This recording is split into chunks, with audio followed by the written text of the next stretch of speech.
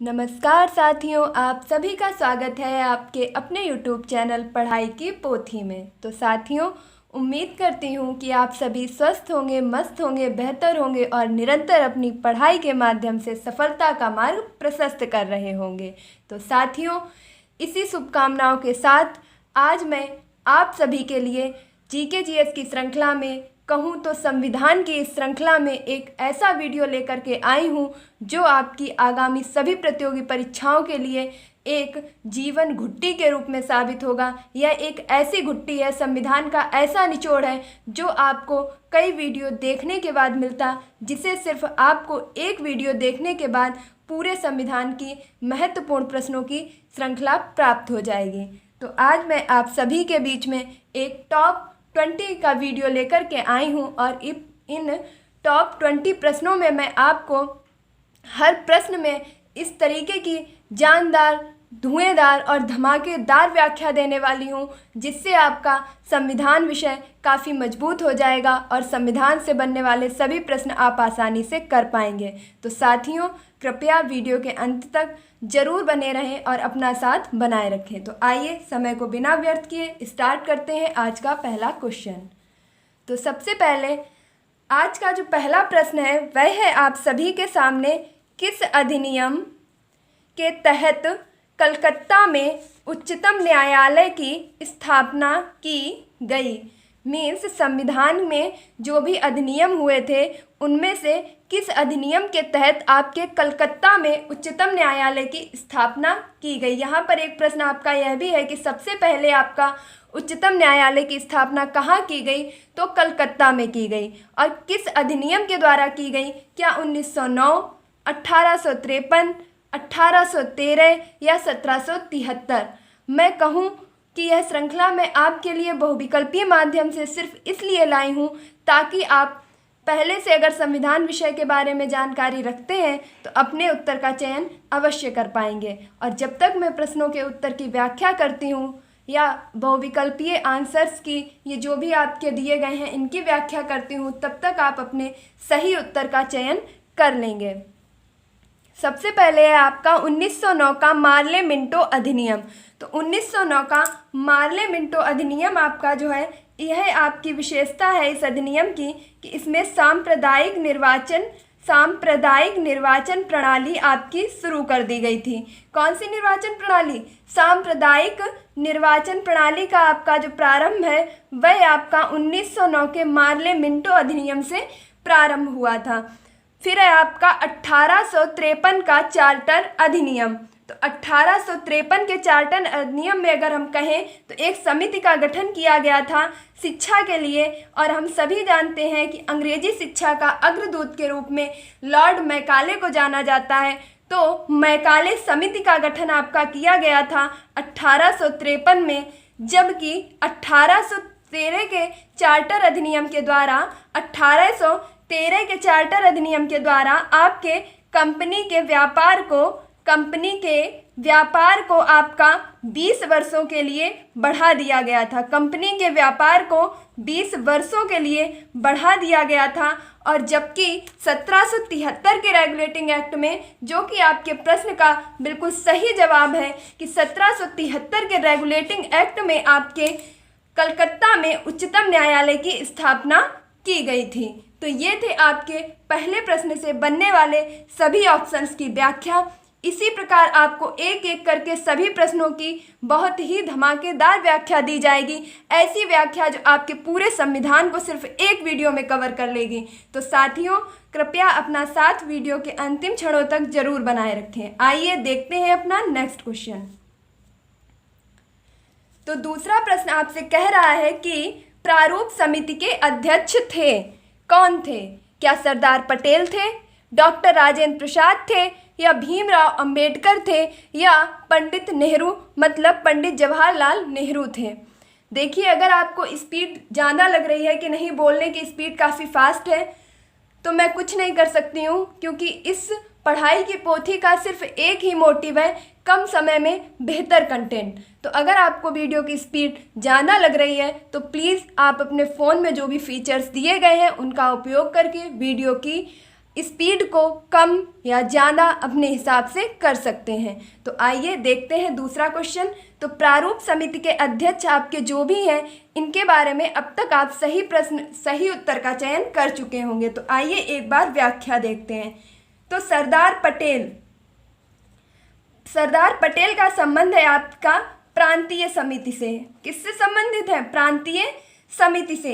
देखिए, जो लोग भी मेरे संविधान सभा और समितियां जो मैंने ट्रिक से पढ़ाई थी वह वीडियो देख चुके हैं, तो यकीन मानिए यह प्रश्न उनके लिए बहुत ही हलवा होगा। तो सरदार पटेल का संबंध है आपका प्रांतीय समिति से, और सरदार पटेल की आपकी एक प्रतिमा भी बनवाई गई है। कहाँ पर बनवाई गई है? गुजरात में आपकी बनवाई गई है, और वह आपकी 182 मीटर ऊंची प्रतिमा है, जिसे आपका स्टैचू ऑफ यूनिटी के नाम से जाना जाता है। तो सरदार पटेल आपके प्रांतीय समिति के अध्यक्ष थे, जबकि डॉक्टर राजेंद्र प्रसाद आपके झंडा समिति के अध्यक्ष थे। किसके अध्यक्ष थे? झंडा समिति के अध्यक्ष थे, और इसके साथ साथ वह आपके संचालन समिति के भी अध्यक्ष थे। तो डॉक्टर राजेंद्र प्रसाद आपके झंडा समिति के, संचालन समिति के, सरदार पटेल आपके प्रांतीय समिति के, जबकि भीमराव अंबेडकर आपके प्रारूप समिति के अध्यक्ष थे। भीमराव अंबेडकर किसके अध्यक्ष थे? प्रारूप समिति के अध्यक्ष थे। तो एक लास्ट आंसर जो आपका बनता है वह है आपका पंडित जवाहरलाल नेहरू, जो कि आपके संघ समिति या संघीय समिति के अध्यक्ष थे। पंडित जवाहरलाल नेहरू आपके संघ समिति या संघीय समिति के अध्यक्ष थे। तो इस प्रकार अब आप अपने आंसर का चयन कर पा रहे होंगे कि भीमराव अंबेडकर आपके प्रारूप समिति के अध्यक्ष थे, और प्रारूप समिति में आपके कुल 7 सदस्य थे। प्रारूप समिति में आपके जो भीमराव अंबेडकर थे वह अध्यक्ष थे। 6 अन्य सदस्य थे, जिनके नाम भी मैं आपको पहले वीडियो में करा चुकी हूँ, जैसे अल्लादी कृष्णा स्वामी अय्यर और K M. Munshi, T T. Krishnamachari, D P. Khaitan, N. Madhavrao. इसी प्रकार आपके सभी 6 सदस्य थे। तो आइए देखते हैं अपना नेक्स्ट क्वेश्चन। इसका आंसर है डॉक्टर भीमराव अंबेडकर। देखिए, व्याख्या दे दी गई है। अगर आप किसी भी प्रश्न में देख रहे हैं कि टिक नहीं लग पाया है तो आप खुद से भी मेंशन कर सकते हैं। और अगर आप अभी तक अपना पेन कॉपी लेकर नहीं बैठे हैं तो मैं यही कहूँगी कि आप व्याख्या को भी नोट करते जाएं, जिससे आपकी तैयारी बेहतर और मजबूत हो सके। और प्लीज़ एक एक क्वेश्चंस का आंसर आप अपने आप खुद भी करते रहिए, जिससे वीडियो के अंत में आप यह निश्चित कर सकें कि आप इन 20 प्रश्नों में से कितने प्रश्नों के सही उत्तर कर पाए हैं। तो तीसरा प्रश्न है आपका, संविधान सभा की बैठक हुई कब हुई? क्या 11 दिसंबर 1946 को ही? कौन सी बैठक? प्रथम बैठक। संविधान सभा की प्रथम बैठक कब हुई? 11 दिसंबर 1946 को, 13 दिसंबर 1946 को, 9 दिसंबर 1946 को, या 22 जुलाई 1947 को। तो आइए देख लेते हैं कि आपकी संविधान सभा की प्रथम बैठक कब हुई। तब तक आप अपने सही उत्तर का चयन कीजिए। तो 11 दिसंबर 1946 को आपकी संविधान सभा की द्वितीय बैठक हुई है। कौन सी बैठक हुई है? द्वितीय बैठक हुई है। अब द्वितीय बैठक में आपके क्या महत्वपूर्ण घटना हुई थी कि द्वितीय बैठक में आपके संविधान सभा के जो अस्थायी अध्यक्ष थे डॉक्टर सच्चिदानंद सिन्हा, उन्हें चुना गया था। और 13 दिसंबर 1946 को आपकी तृतीय बैठक हुई थी। कौन सी हुई थी? तृतीय बैठक हुई थी, और इस बैठक में आपके डॉक्टर राजेंद्र प्रसाद को संविधान सभा का स्थायी अध्यक्ष चुना गया था। देखिए, शब्दों पर गौर कीजिए, स्थायी और अस्थायी। यह प्रश्न आपसे कई बार पूछा जा चुका है। तो संविधान सभा के अस्थायी अध्यक्ष थे डॉक्टर सच्चिदानंद सिन्हा, जो कि संविधान सभा के सबसे बुजुर्ग सदस्य थे, जिन्हें 11 दिसंबर 1946 को संविधान सभा का अस्थायी अध्यक्ष चुना गया। जबकि 13 दिसंबर 1946 को आपका डॉक्टर राजेंद्र प्रसाद को स्थायी अध्यक्ष चुना गया, और 9 दिसंबर 1946 को आपकी संविधान सभा की प्रथम बैठक हुई, जो कि आपके प्रश्न का सही उत्तर है कि संविधान सभा की प्रथम बैठक कब हुई? तो 9 दिसंबर 1946 को। और इसकी महत्वपूर्ण घटना यह थी कि 9 दिसंबर 1946 को जब आपकी संविधान सभा की प्रथम बैठक हुई, उसमें बैठक का बहिष्कार मुस्लिम लीग के द्वारा किया गया, और मुस्लिम लीग के जो आप प्रमुख नेता थे वह थे आपके मोहम्मद अली जिन्ना। तो अगर आपसे पूछा जाए कि किस बैठक का बहिष्कार मुस्लिम लीग के द्वारा किया गया, तो संविधान सभा की प्रथम बैठक 9 दिसंबर 1946 को हुई, जिसका बहिष्कार मुस्लिम लीग के द्वारा किया गया और उसके प्रमुख नेता जो थे मोहम्मद अली जिन्ना, उनके द्वारा पाकिस्तान के लिए अलग संविधान की मांग की गई। एक प्रश्न आपको और बता देती हूँ कि पाकिस्तान शब्द आपका सर्वप्रथम चौधरी रहमत अली के द्वारा दिया गया था। लास्ट था आपका ऑप्शन नंबर डी 22 जुलाई 1947। तो 22 जुलाई 1947 को आपकी संविधान सभा में उद्देश्य प्रस्ताव प्रस्तुत किया गया। किसके द्वारा? पीटी नेहरू मतलब पंडित जवाहरलाल नेहरू के द्वारा आपका उद्देश्य प्रस्ताव प्रस्तुत किया गया था 13 दिसंबर 1946 को। कब किया गया था? 13 दिसंबर 1946 को। जबकि इसे मान्यता, उद्देश्य प्रस्ताव को आपके मान्यता कब मिली थी? तो मान्यता मिली थी आपकी 22 जुलाई 1947 को। उद्देश्य प्रस्ताव को मान्यता मिली थी 22 जुलाई 1947 को। तो इस प्रकार आपका संविधान सभा की बैठकों से संबंधित सारे प्रश्न एक ही प्रश्न के द्वारा आपको क्लियर कर दिए गए हैं। तो आइए देखते हैं अपना नेक्स्ट क्वेश्चन। नेक्स्ट क्वेश्चन है आपका, संविधान सभा के संवैधानिक सलाहकार थे। तो संविधान सभा के संवैधानिक सलाहकार कौन थे? क्या डॉक्टर सच्चिदानंद सिन्हा थे, या डॉक्टर राजेंद्र प्रसाद थे, या डॉक्टर BR अम्बेडकर थे, या आपके BN राव थे? तो आइए तब तक आप अपने सही उत्तर का चयन करें। डॉक्टर सच्चिदानंद सिन्हा, अभी आपको ऊपर की व्याख्या में बताया गया है कि संविधान सभा की द्वितीय बैठक 11 दिसंबर 1946 को हुई, जिसमें डॉक्टर सच्चिदानंद सिन्हा जो कि आपके सबसे बुजुर्ग सदस्य थे, इन्हें अस्थायी अध्यक्ष के रूप में चुना गया। तो ये कौन थे? आपके अस्थायी अध्यक्ष थे। कैसे अध्यक्ष थे? अस्थायी अध्यक्ष थे। जबकि डॉक्टर राजेंद्र प्रसाद को आपका स्थायी अध्यक्ष के रूप में चुना गया। डॉक्टर राजेंद्र प्रसाद को कैसे चुना गया? स्थायी अध्यक्ष के रूप में। फिर है आपका BR अम्बेडकर, और BR अम्बेडकर आपके प्रारूप समिति के अध्यक्ष थे, जिन्होंने भारत का संविधान निर्माण हेतु विदेशी कम से कम 61 देशों के संविधान का अध्ययन करने के बाद इस भारत के पवित्र संविधान पुस्तक का जो है आपका गठन किया गया। संविधान पुस्तक जो आपकी लिखी गई वह BR अम्बेडकर के द्वारा 61 देश, जो आपके विदेशी 61 देश थे, उनके संविधान का अध्ययन करने के बाद ये आपकी पवित्र पुस्तक लिखी गई है। और लास्ट ऑप्शन है आपका BN राव। तो इस प्रश्न का सही उत्तर है कि संविधान सभा के संवैधानिक सलाहकार थे आपके BN राव। संविधान सभा के संवैधानिक सलाहकार थे BN राव। नेक्स्ट क्वेश्चन है आपका, संविधान सभा में कुल सदस्य संख्या थी, कैसी थी? महिला सदस्य संख्या। आपसे क्या पूछा जा रहा है? संविधान सभा में कुल महिला सदस्य संख्या थी। देखिए, यकीन मानिए, अगर मैं कहूँ कि ये सभी प्रश्न आपकी परीक्षा की दृष्टि से रामबाण हैं, तो आप यकीन मान लीजिए ये कोई भी अतिशयोक्ति नहीं है। यह सभी प्रश्न बिल्कुल आपके छठे छठाए परीक्षाओं में कई बार पूछे जा चुके हैं और लगातार पूछे जा रहे हैं। तो संविधान सभा में कुल महिला सदस्यों की संख्या कितनी थी? क्या 8 थी, या 12 थी, या 15 थी, या 7 थी? देखिए, मैं एक बात ज़रूर कहना चाहूँगी, आप कहीं भी पढ़ें, कुछ भी पढ़ें, कैसा भी पढ़ें, लेकिन जब भी पढ़ें, जो भी पढ़ें, एक चीज़ पढ़ें, और अगर आपको उससे रिलेटेड कोई भी चीज़ें याद आ रही हैं, जैसे आपने किसी संख्या के बारे में पढ़ा, किसी व्यक्ति के बारे में पढ़ा, किसी स्थान के बारे में पढ़ा, तो जिस चीज़ के भी बारे में पढ़ें उससे संबंधित जितनी ज़्यादा से ज़्यादा हो सके जानकारी इकट्ठा करने की कोशिश करें। और जब भी वो एक चीज़ पढ़ें तो साथ में उन सभी चीज़ों को रिवाइज करते रहें। आप जितना ज़्यादा रिकॉल करेंगे उतनी ही ज़्यादा आपकी जीके, स्टैटिक सभी चीज़ें मजबूत होती जाएंगी। तो जब भी आपके सामने कोई भी प्रश्न आता है तो आपका पहला कर्तव्य है कि आप उससे रिलेटेड जितने भी क्वेश्चंस आपको आते हैं उन सभी का फटाफट रिवीजन कर लें। तो आपकी जो संविधान सभा में महिला सदस्य संख्या थी, अब तक आपने सही उत्तर का चयन कर लिया होगा। क्या 8, 12, 15 या 17? तो आइए देख लेते हैं। अगर मैं कहूँ कि मूल संविधान में मीन्स आपका जो 26 जनवरी 1950 को संविधान लागू किया गया था, उसमें कुल कितनी अनुसूचियाँ थीं? तो मूल संविधान में आपके 8 अनुसूचियाँ थीं। मूल संविधान में आपके 8 अनुसूचियाँ थीं। और अब 8 ही संख्या से आपका क्या रिलेटेड है? 8वीं अनुसूची। देखिए, कोई भी अगर प्रश्न आता है तो उससे रिलेटेड ज़्यादा से ज़्यादा चीज़ों को निकालने की कोशिश कीजिए।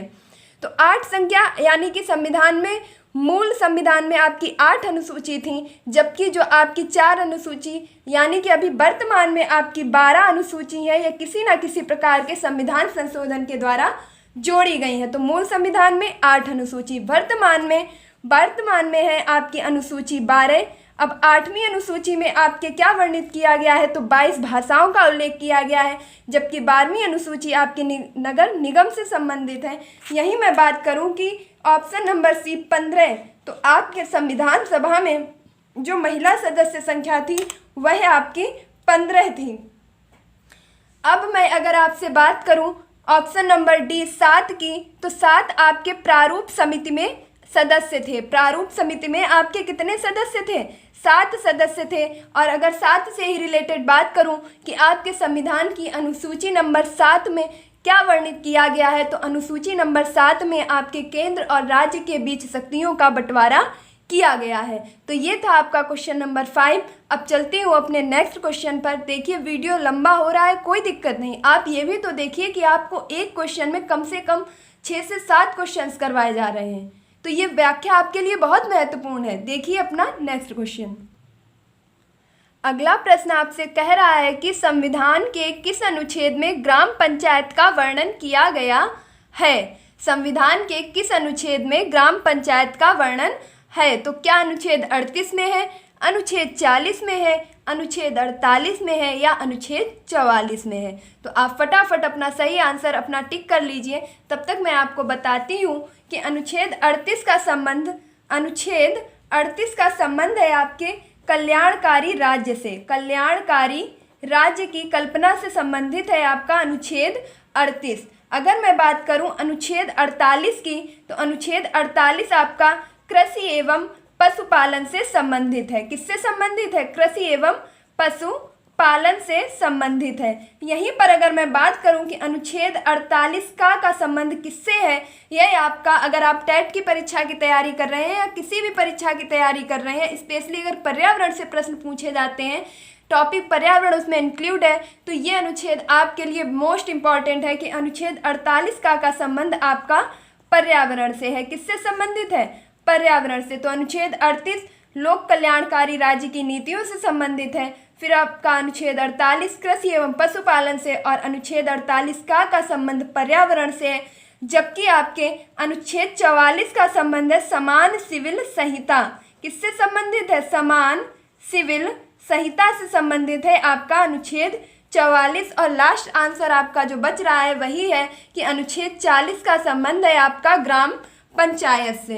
ग्राम पंचायत का संबंध किससे है? अनुच्छेद 40 से। तो आइए देखते हैं अपना नेक्स्ट क्वेश्चन। अगला प्रश्न है, संविधान के किस अनुच्छेद में नागरिकता का वर्णन है?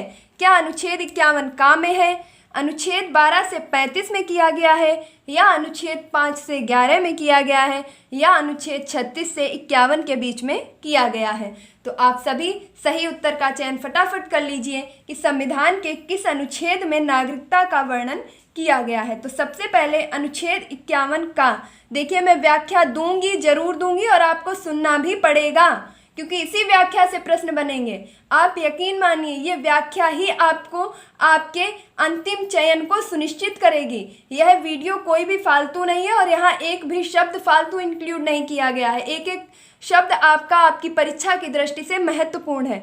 तो सबसे पहले है अनुच्छेद 51 का। अनुच्छेद 51 का संबंध है आपका मौलिक कर्तव्य से। किससे संबंधित है? मौलिक कर्तव्य से। देखिए, मैं अगर आपको मौलिक कर्तव्य के बारे में सब चीज़ें बताऊं तो आप जल्दी से मोटा माटी समझ लीजिए कि मौलिक कर्तव्य आपके संविधान में नहीं थे। मौलिक कर्तव्य आपके मूल संविधान में वर्णित नहीं थे। मूल संविधान से मतलब है जो संविधान आपका 26 जनवरी 1950 को लागू किया गया था, उसमें आपके कहीं पर भी मौलिक कर्तव्य शब्द का उल्लेख नहीं था और कोई भी मौलिक कर्तव्य नहीं थे। उसके बाद आपके संविधान में संशोधन किया गया, 42वां संविधान संशोधन 1976, जिसे लघु संविधान के नाम से भी जाना जाता है। तो 42वां संविधान संशोधन 1976 करके आपके संविधान में मौलिक कर्तव्यों को जोड़ा गया। और किस समिति की सिफारिश पर जोड़ा गया, तो याद रखिएगा सरदार स्वर्ण सिंह समिति की सिफारिश पर आपके मौलिक कर्तव्य जोड़े गए। उस समय आपके मौलिक कर्तव्यों की संख्या कुल 10 थी। कितनी थी? 10 थी। देखिए मैं ओरली बता रही हूँ, अच्छा विद्यार्थी वही है, अच्छा सीखने वाला वही है जो सुने, लिखे और रिवाइज करे। अगर आप पेन कॉपी लेकर के बैठे और मेरी बातों को नोट कर रहे हैं तो मैं यकीनन कह सकती हूँ कि आप अपने लक्ष्य को जरूर प्राप्त करेंगे। तो 51 में आपके मौलिक कर्तव्यों का वर्णन है जो कि आपके रूस से लिए गए हैं और रूस के संविधान से आपके ये मौलिक कर्तव्य भारत के संविधान में इंक्लूड किए गए हैं। यहीं पर आपके किस समिति के द्वारा लिए गए हैं? सरदार स्वर्ण सिंह समिति के द्वारा इनका जो है संविधान में जोड़ा गया है। मूल संविधान में आपके नहीं थे। 42वां संविधान संशोधन करके जब जोड़े गए तो सिर्फ 10 आपके मौलिक कर्तव्य थे, जबकि 11वां मौलिक कर्तव्य आपका 86वां संविधान संशोधन सन 2002 के द्वारा जोड़ा गया। और 11वां मौलिक कर्तव्य है आपका 6 से 14 वर्षों को 6 से 14 वर्ष तक के बच्चों को निःशुल्क एवं अनिवार्य शिक्षा प्रदान करना। तो ये थी आपके मौलिक कर्तव्य से संबंधित महत्वपूर्ण जानकारी। अब देखती हूँ अनुच्छेद 12 से 35। तो अनुच्छेद 12 से 35 में आपका वर्णन किया गया है मौलिक अधिकार का। किसका वर्णन किया गया है? मौलिक अधिकार का। देखिए अगर राइटिंग समझ में नहीं आ रही है तो मैं बोल भी रही हूँ, आप मेंशन कर सकते हैं। तो मौलिक अधिकार का वर्णन है आपका अनुच्छेद 12 से 35 तक, जो कि आपके अमेरिका के संविधान से लिए गए हैं।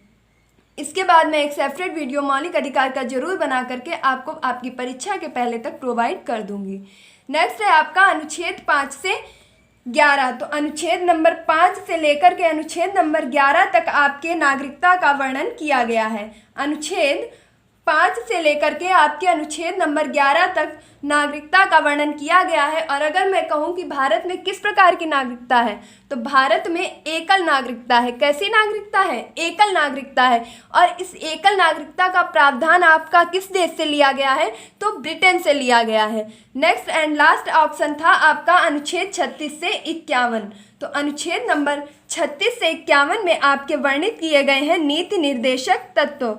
क्या वर्णित किए गए हैं? नीति निर्देशक तत्व। और इन्हीं को आपके प्रशासकों की आचार संहिता के नाम से भी जाना जाता है। तो प्रशासकों की आचार संहिता के नाम से किसे जाना जाता है? नीति निर्देशक तत्वों को जाना जाता है। उम्मीद करती हूँ कि यह व्याख्या आपको पसंद आ रही होगी और यकीन मानिए ये आपकी परीक्षा के लिए तो महत्वपूर्ण है ही।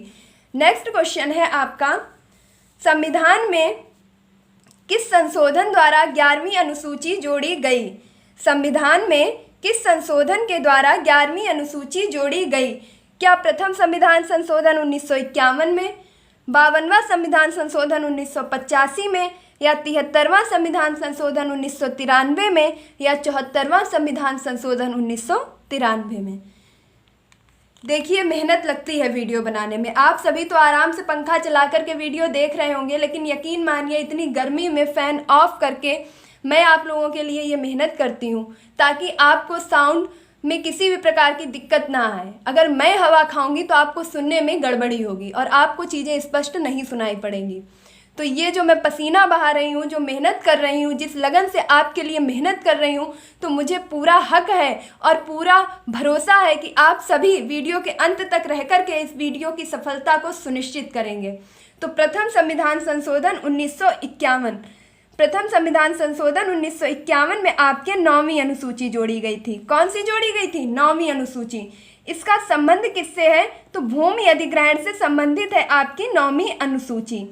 अगर मैं बात करूं कि ऑप्शन नंबर बी आपका 52वां संविधान संशोधन 1985, तो 52वां संविधान संशोधन 1985 का संबंध है आपका 10वीं अनुसूची से। किससे संबंधित है? 10वीं अनुसूची से। और ये विषय किससे संबंधित है? 10वीं अनुसूची तो दल बदल कानून से। किससे संबंधित है? दल बदल कानून से। यही बात करूं 73वां संविधान संशोधन 1993 की, तो यह आपकी ग्राम पंचायत से संबंधित है। ग्राम पंचायत से संबंधित है। किससे संबंधित है? ग्राम पंचायत से। और कौन सी अनुसूची है? तो 11वीं अनुसूची है, जो कि आपके प्रश्न का सही उत्तर है। तो 73वां संविधान संशोधन 1993 के द्वारा आपके संविधान में 11वीं अनुसूची जोड़ी गई, जिसका संबंध ग्राम पंचायत से है। अगर मैं पूछूं कि ग्राम पंचायतों को कार्य करने के लिए कुल कितने विषय प्रदान किए गए हैं, तो जो कुल विषय प्रदान किए गए हैं उनकी संख्या है 29। देखिए, ये प्रश्न आपसे अभी हाल ही में जूनियर परीक्षा में पूछा जा चुका है, और ये जो भी प्रश्न करा रही हूँ ये सभी पूछे जा चुके हैं, और यकीन मानिए बार बार पूछे जाएंगे, ऐसा हो ही नहीं सकता कि ना पूछे जाए।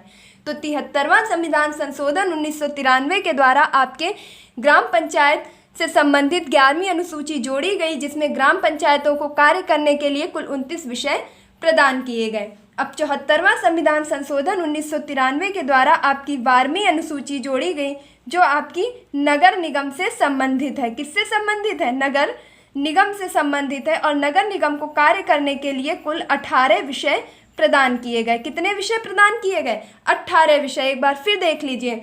9वीं अनुसूची प्रथम संविधान संशोधन 1951 में भूमि अधिग्रहण से संबंधित है।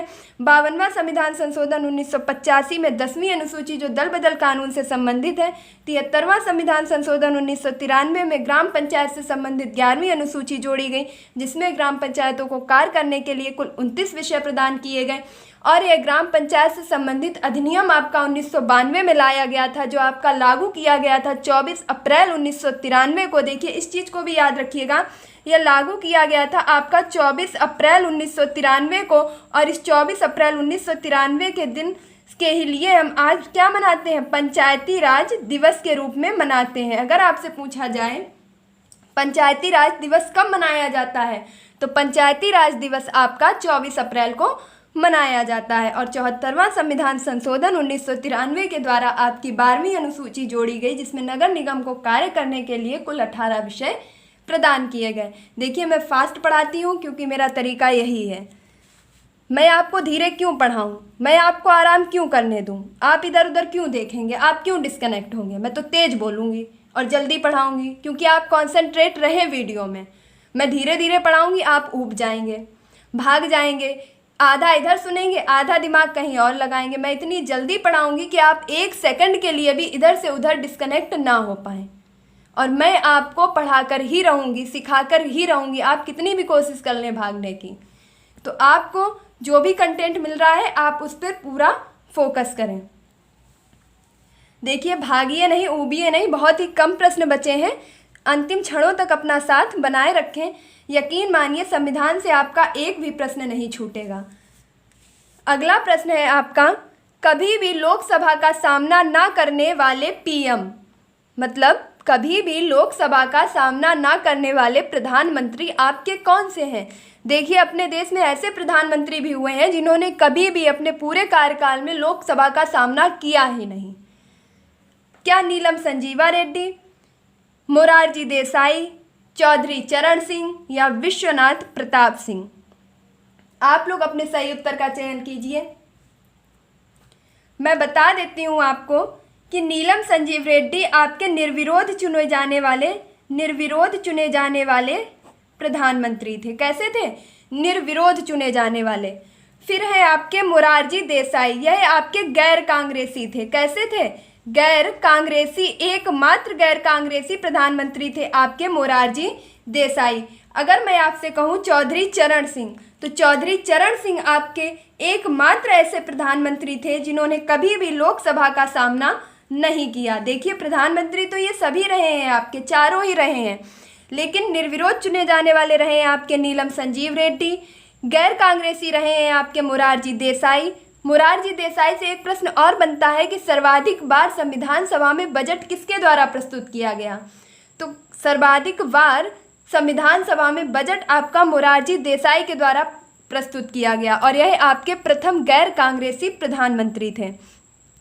एकमात्र गैर कांग्रेसी प्रधानमंत्री। और चौधरी चरण सिंह आपके ऐसे प्रधानमंत्री रहे जिन्होंने कभी भी लोकसभा का सामना नहीं किया, और इनकी समाधि स्थल को हम किस नाम से जानते हैं? किसान घाट के नाम से। और विश्वनाथ प्रताप सिंह, जो आपके वीपी सिंह के नाम से भी जाने जाते हैं, यह एकमात्र ऐसे प्रधानमंत्री थे जिनके खिलाफ अविश्वास प्रस्ताव लाया गया था। क्या लाया गया था? अविश्वास प्रस्ताव लाया गया था। तो ये था आपका क्वेश्चन नंबर 15। अब देखते हैं अपना नेक्स्ट क्वेश्चन यानी कि क्वेश्चन नंबर 16। देखिए बहुत ही कम प्रश्न बचे हैं, यकीन मानिए आपको मज़ा आ जाएगा, वीडियो के अंत तक बने रहिए। ये बताइए, जब मैं पसीना बहाकर के साथ नहीं छोड़ रही हूँ और लगातार लगी हुई हूँ कि आपको पूरा कंटेंट कराया जाए, तो आप कैसे अपना हौसला छोड़ रहे हैं? आप बिल्कुल भी हौसला मत छोड़िए। देखिए अपना क्वेश्चन नंबर 16। देखिए याद रखिएगा कि रख हौसला वो मंजर भी आएगा, रख हौसला वो मंजर भी आएगा, प्यासे के पास समंदर भी आएगा, और थक कर ना बैठ ए मंजिल के मुसाफिर, थक कर ना बैठ ए मंजिल के मुसाफिर, मंजिल भी मिलेगी और मिलने का मज़ा भी आएगा। तो अगर आपको मंजिल के मिलने का मज़ा महसूस करना है तो अभी के सारे मज़े भूल करके मेरे साथ इस वीडियो को ध्यान से देखिए। तो निम्न में से कौन सा विषय संघ सूची से संबंधित है? तो आपके जो 4 ऑप्शंस दिए गए हैं उनमें से कौन सा ऐसा विषय है जो आपका संघ सूची से संबंधित है? क्या आपका शिक्षा एवं जनसंख्या संबंधित है, या आपका जनगणना एवं सीमा शुल्क संबंधित है, या आपका पुलिस एवं लोक सेवा संबंधित है, या आपका कृषि एवं सिंचाई संबंधित है? तो देखिए एक एक करके आप सभी सभी ऑप्शंस को देखते जाइए। और अगर मैं कहूँ कि ये आपके लिए सबसे टफ क्वेश्चन पड़ रहा होगा, क्योंकि ये प्रश्न बेहद ही कंफ्यूजिंग वाला प्रश्न है। तो अगर आप इस प्रश्न का सही उत्तर कर पा रहे हैं तो यकीनन मानिए कि आपकी तैयारी बहुत ही बेहतर है। तो किस ऑप्शन में आपके संघ सूची से संबंधित विषयों का वर्णन किया गया है? तो आइए सबसे पहले देख लेती हूँ पहला ऑप्शन, शिक्षा एवं जनसंख्या। तो अगर मैं कहूँ कि शिक्षा एवं जनसंख्या जो विषय है यह आपके संबंधित हैं समवर्ती सूची से। किससे संबंधित हैं? समवर्ती सूची से। देखिए मैंने आपको पहले ही बताया था कि संविधान की 7वीं अनुसूची में संघ एवं राज्यों से संबंधित आपके शक्तियों का बंटवारा किया गया है, जिसमें आपकी 3 प्रकार की सूचियां बताई गई हैं, संघ सूची, राज्य सूची और समवर्ती सूची। संघ सूची जिस पर सिर्फ केंद्र सरकार कानून बनाती है, राज्य सूची जिस पर राज्य सरकार कानून बनाती है, लेकिन अगर संघ उसमें किसी भी प्रकार की कमी बता करके उसे लागू नहीं करता है तो राज्य इस चीज़ के लिए बाध्य नहीं है कि वह उसे लागू कर सके। मीन्स अगर कहा जाए कि सबसे ज़्यादा पावर किसी के पास होता है तो वह संघ के पास होता है। तीसरी है आपकी समवर्ती सूची। तो समवर्ती सूची पर आपके राज्य सरकार और संघ सरकार दोनों ही सरकारें मिलकर के कानून बनाती हैं। और मैं बात करूं इनसे संबंधित विषय की तो संघ सूची में आपके वर्तमान में कुल 100 विषय हैं, जबकि राज्य सूची में 61 विषय हैं। देखिए मैं फालतू में नहीं बक रही हूं, मैं यकीन करके ये बात कह सकती हूँ, मुझे पूरा भरोसा है कि अगर संविधान से प्रश्न पूछा जाएगा तो इस वीडियो के बाहर बिल्कुल भी नहीं आएगा। बस आप ध्यान से सुनिए, संघ सूची में 100 विषय हैं, जबकि राज्य सूची में आपके 61 विषय हैं और समवर्ती सूची में आपके वर्तमान में 52 विषय हैं। ये प्रश्न बहुत ही डीपली हो जाएंगे जब आपके सामने ऑप्शंस रखे होंगे, तो यकीन मानिए कन्फ्यूज़न में ये प्रश्न गलत हो जाते हैं। तो एक बार फिर सुन लीजिएगा, संघ सूची में 100 विषय हैं, जबकि राज्य सूची में 61 विषय हैं और समवर्ती सूची में आपके 52 विषय वर्णित हैं। और मैं बात करूं शिक्षा एवं जनसंख्या नियंत्रण की तो यह दोनों ही विषय आपके समवर्ती सूची से संबंधित हैं। और यहीं अगर मैं बात करूं कि जनगणना एवं सीमा शुल्क की तो प्यारे साथियों, जनगणना एवं सीमा शुल्क विषय आपका संघ सूची से संबंधित है। किससे संबंधित है? संघ सूची से संबंधित है। ऑप्शन नंबर सी था आपका पुलिस एवं लोक सेवा, पुलिस एवं लोक सेवा। और ऑप्शन नंबर डी था आपका कृषि एवं सिंचाई।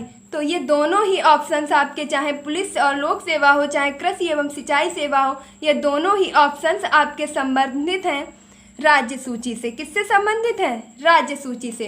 तो देखिए आप यहाँ पर ये तीनों प्रश्न ही आसानी से समझ गए होंगे। देखिए अपना नेक्स्ट क्वेश्चन। अगला प्रश्न है, वित्त आयोग का गठन या वित्त आयोग का वर्णन किस अनुच्छेद में किया गया है? यह प्रश्न भी बहुत ही महत्वपूर्ण है कि वित्त आयोग का वर्णन किस अनुच्छेद में किया गया है। अनुच्छेद 324 में, अनुच्छेद 280 में, अनुच्छेद 360 में या अनुच्छेद 368 में? तो सबसे पहले आप देख लीजिए अनुच्छेद 324। देखिए मैं फिर कह रही हूँ कि मैं ये आपसे अनुरोध करके कह रही हूँ, प्लीज़ मेरी बात मानिए। आप कमेंट बॉक्स में ये ज़रूर बताइएगा कि आप कितने प्रश्न सही कर पाए हैं। अनुच्छेद 324 में आपके निर्वाचन आयोग का गठन किया गया है। किसका गठन किया गया है? निर्वाचन आयोग का।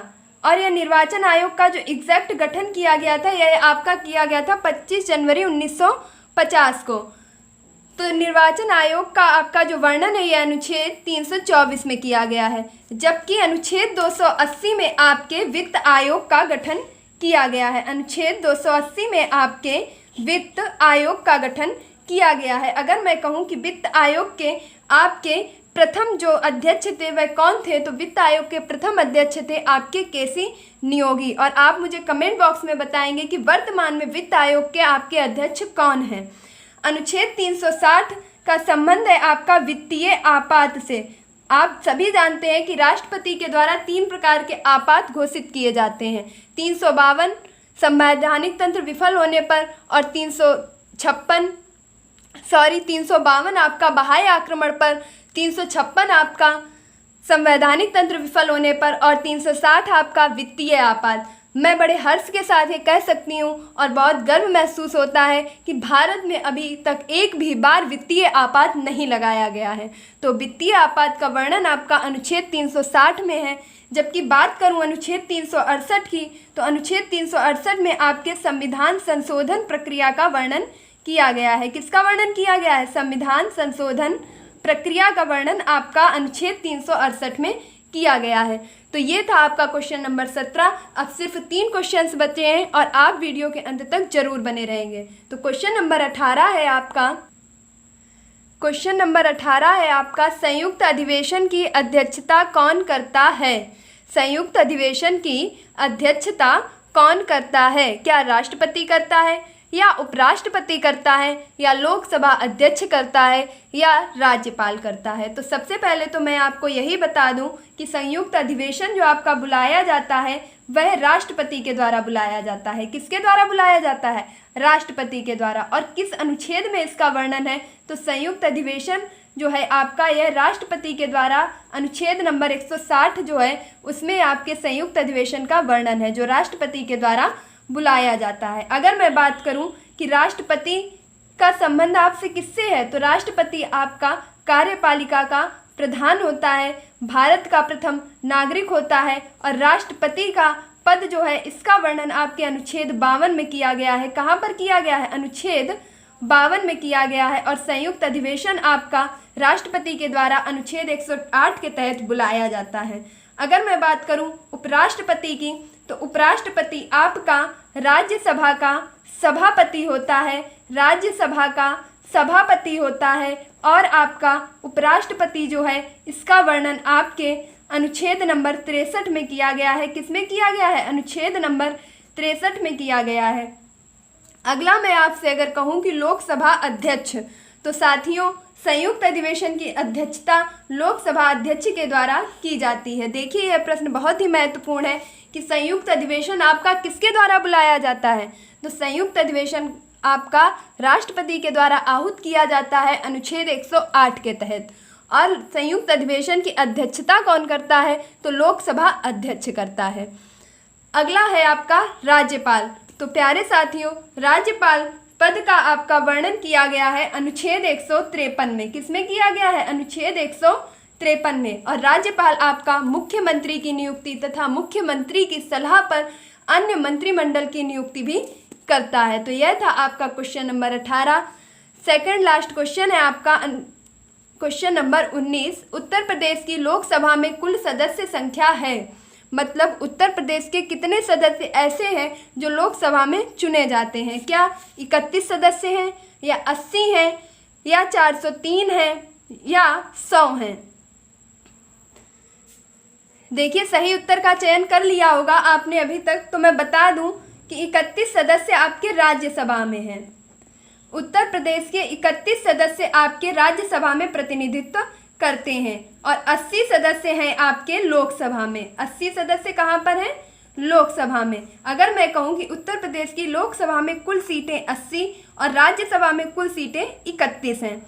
यही मैं अगर बात करूँ, क्योंकि उत्तर प्रदेश में आपके विधानसभा और विधान परिषद भी है, तो वहीं पर आपके विधान परिषद में आपके विधान परिषद में आपके 403 प्लस 1 मीन्स 403 सदस्य निर्वाचित होते हैं, जबकि एक सदस्य आपका एंग्लो इंडियन राज्यपाल के द्वारा निर्वाचित किया जाता है।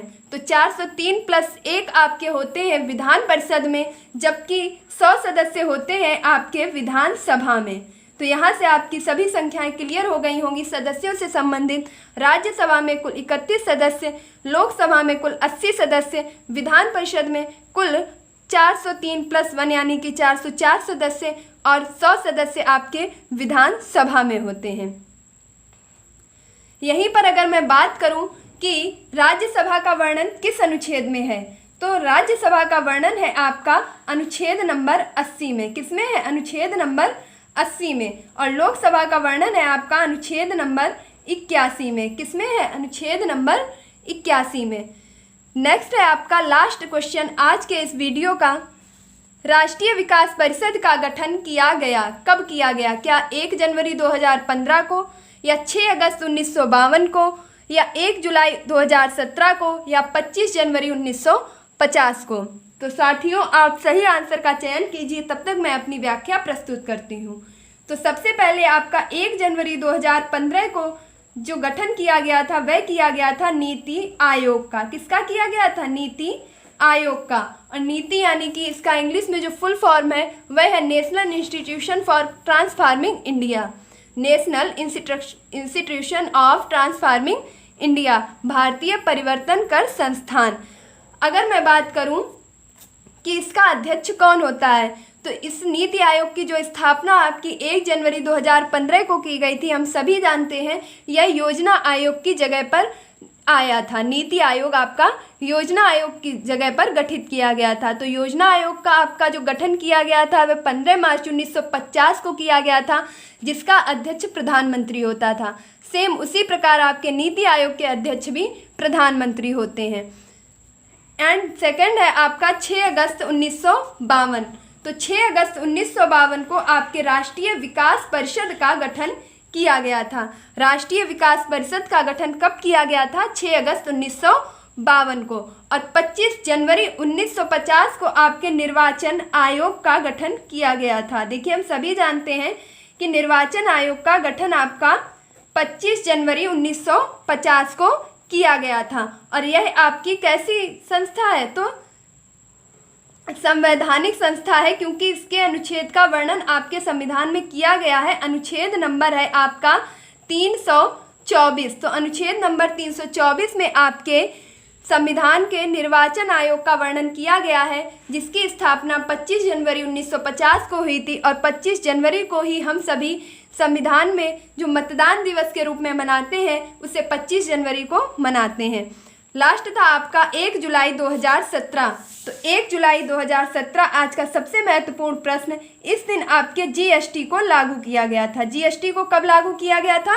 1 जुलाई 2017 को। और जीएसटी लागू करने वाला पहला देश था आपका जीएसटी लागू करने वाला पहला देश था आपका फ्रांस, जबकि भारत में लागू करने वाला पहला राज्य था आपका असम। देखिए अगर बोलने में मिस्टेक हुआ है तो एक बार फिर सुन लीजिए। जीएसटी लागू करने वाला पहला देश था आपका फ्रांस, जबकि भारत में लागू करने वाला पहला राज्य था आपका असम। और जीएसटी भारत में कब लागू किया गया था? तो 1 जुलाई 2017 को लागू किया गया था।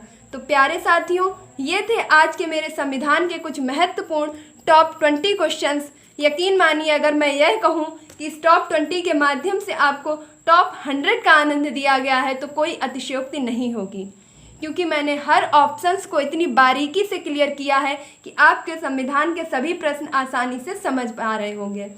तो साथियों अगर आपको यह वीडियो अच्छा लगा है, पसंद आया है, अगर आपको लगता है कि आपके लिए मेहनत की गई है, तो प्लीज़ मेरी इस मेहनत के लिए आप एक लाइक, एक कमेंट और सब्सक्रिप्शन ज़रूर करें। अगर आपने अभी तक पढ़ाई की पोथी को सब्सक्राइब नहीं किया है तो प्लीज़ इसे सब्सक्राइब करके इसके सदस्य की आप भी जो है ग्रहण कीजिए सदस्यता इस परिवार की। यकीन मानिए बहुत ही आनंद आने वाला है। लगातार आपको ऐसे ही वीडियोस दिए जाएंगे जिनसे आपके कम समय में बेहतर और बेहतरीन तैयारी की जा सके। तो साथियों निराश मत कीजिएगा, इस वीडियो को ज़्यादा से ज़्यादा शेयर कीजिए। अब मेरी मेहनत को सफल और असफल बनाना आपके हाथ में है। मैंने अपना 100% दिया है और मैं उम्मीद करूँगी कि आप भी मुझे अपना 100% देंगे। और हाँ, कमेंट बॉक्स में ये ज़रूर बताइएगा कि आप 25 में से कितने प्रश्न सही कर पाए हैं। क्या कोई ऐसा भी है जिसने 25 में से 25 प्रश्न सही किए हों? तो प्लीज़ कमेंट बॉक्स में ज़रूर बताइएगा। यकीन मानिए, जो भी कमेंट्स आएंगे मैं नेक्स्ट वीडियो में उसका नाम ज़रूर लूँगी। तो वो सभी लोग जिन्होंने 25 में 25 किए हैं वो भी आंसर करें। जिन लोगों ने 25 में 24, 23, 20, 17, 15 जो भी किए हैं, जो भी आपसे बन पाए हैं, आप कमेंट बॉक्स में ज़रूर बताएं। और अगर आपको किसी भी प्रकार का कन्फ्यूज़न है तो आप पूछ सकते हैं, कमेंट कर सकते हैं। और प्लीज़ अपनी बहन के इस प्रयास को अप्रिशिएट करें। मैं आपसे उम्मीद नहीं, पूरा भरोसा रखती हूँ और मुझे पूरा यकीन भी है कि एक सब्सक्राइबर्स मेरा एक हज़ार सब्सक्राइबर्स के बराबर है। और वो मेहनत कर भी रहे हैं, वो इस लगनता से मेरे साथ जुड़े हैं जो मुझे दिखाई भी पड़ रहा है। तो साथियों, प्लीज़ इस वीडियो को ज़्यादा से ज़्यादा शेयर करें। आपने पढ़ा है, आप अपने साथियों को भी पढ़ाएं, चैन बनाएं और इस पढ़ाई की पोथी को जो है सफल बनाएं। ये आपके ही प्रयासों से सफल बन सकती है। मैं अपना 100% दे रही हूँ और हमेशा देती रहूँगी, अंतिम क्षणों तक देती रहूँगी। अब इसे सफल बनाना आपके हाथों में है। तो साथियों, इस वीडियो को लाइक करें, शेयर करें। अगर अभी भी सब्सक्राइब नहीं किया है तो प्लीज़ सब्सक्राइब करें और हमेशा की तरह पढ़ें, पढ़ाएं, चैन बनाएं, अपने माता पिता गुरुजनों का सम्मान करें, खुश रहें, मस्त रहें और तैयारी में निरंतरता बनाए रखें। मिलती हूँ अपने नेक्स्ट वीडियो में, तब तक के लिए धन्यवाद।